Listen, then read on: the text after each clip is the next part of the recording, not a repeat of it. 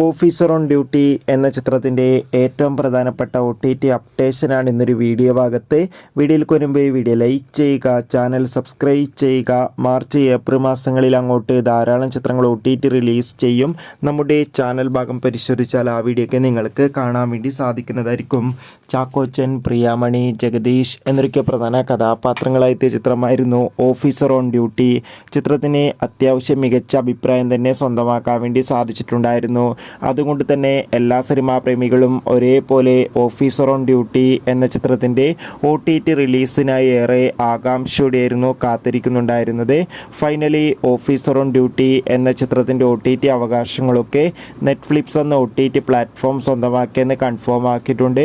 ഇപ്പോൾ ഇത് ആ ചിത്രം OTT റിലീസ് ചെയ്തിരിക്കുകയാണ്. ചിത്രം കണ്ടവരുടെ അഭിപ്രായം കമൻറ്റ് ചെയ്യുക. എത്ര പേരാണ് ഓഫീസർ ഓൺ ഡ്യൂട്ടി എന്ന ചിത്രത്തിൻ്റെ OTT റിലീസിനായി കാത്തിരുന്നു കൂടി കമൻറ്റ് ബോക്സിൽ രേഖപ്പെടുത്തും. അടുത്തൊരു വീഡിയോയിൽ കാണുമ്പോൾ ഏവർക്കും ബൈ ബൈ.